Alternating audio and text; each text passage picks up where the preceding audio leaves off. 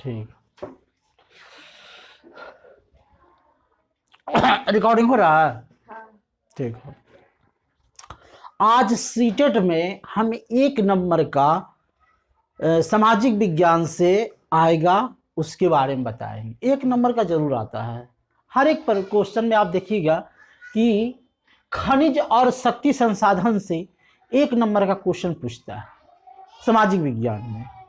हम एक एक नंबर को जोड़ जोड़ करके सब कुछ बता रहे हैं सीटेट के बारे में, और सीटेट की जानकारी हम आपको दे रहे हैं। और ये जब तक परीक्षा नहीं हो जाता है, जनवरी से दिसंबर तक में जब तक परीक्षा नहीं हो जाता, हम एक एक नंबर जोड़ जोड़ के सब कुछ बताएंगे, ताकि आप लोग को समझ में आ सके और सीटेट को अच्छी ढंग से पास कर सके। इसलिए आगे बढ़िए। खनिज संसाधन किसको कहते हैं?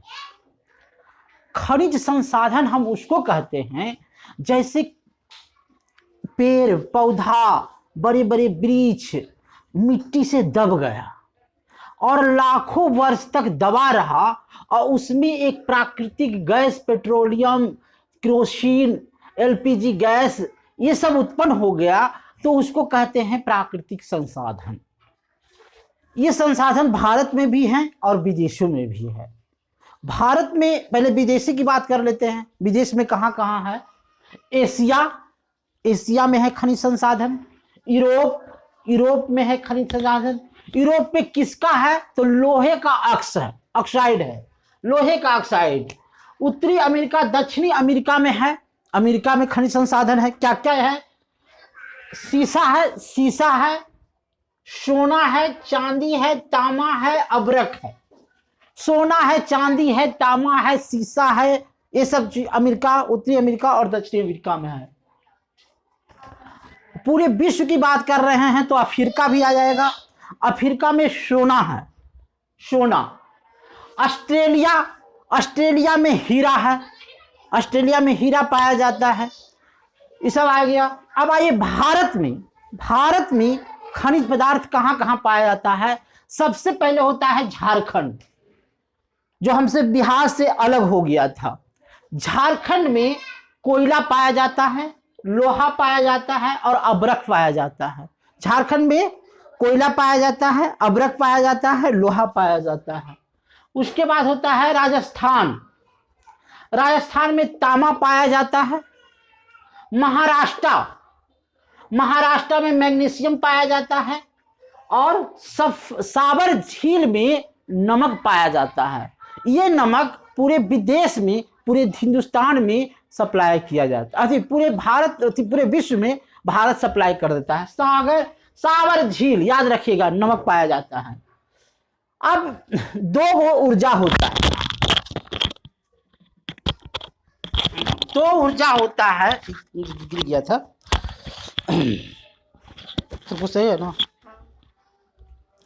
2 ऊर्जा होता है, उसको बोलते हैं परंपरागत ऊर्जा और एक गैर परंपरागत ऊर्जा। तो परंपरागत ऊर्जा में पूछतेगा बराबर पूछता है कि इसमें परंपरागत ऊर्जा कौन कौन सी है। सबसे पहला होगा एलपीजी गैस, परंपरागत ऊर्जा हो गया। पेट्रोलियम परंपरागत ऊर्जा हो गया। केरोसिन परंपरागत ऊर्जा, अपने परंपरागत जो हमारे साधन में है। कोयला हमारे है परंपरागत ऊर्जा। उसके बाद पेट्रोलियम कहाँ पाया जाता है? भारत में मुंबई और राजस्थान में पाया जाता है। मुंबई में समुद्र में पाया जाता है और राजस्थान में पाया जाता है पेट्रोलियम। ये तो आया परंपरागत ऊर्जा। अब गैर परंपरागत ऊर्जा में आइए, पूछ देगा कि गैर परंपरागत ऊर्जा किसे कहते हैं? विद्युत ऊर्जा, जो पानी से तैयार किया जाता है, कोयले से तैयार किया जाता है, वह गैर परंपरागत ऊर्जा में होता है।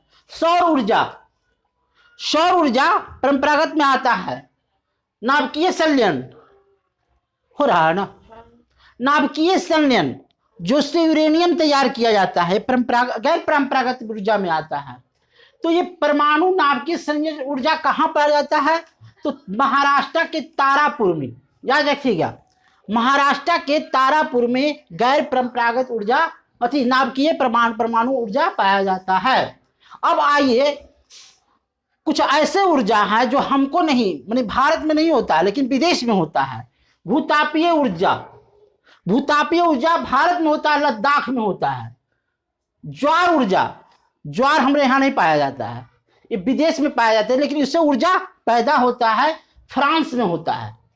ज्वार, ज्वार भाटा उठता है, उससे ऊर्जा पैदा लेता है।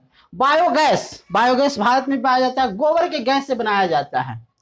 हमको लगता है कि हम जो भी पढ़ाए हैं सीटेट के माध्यम से खनिज संसाधन में, उसमें से 1 नंबर आपको आ ही जाएगा। फिर से इसको देख लेते हैं हम। खनिज संसाधन किसे कहते हैं? तो वही दबा हुआ पदार्थ को पेट्रोलिंग में बना देता है।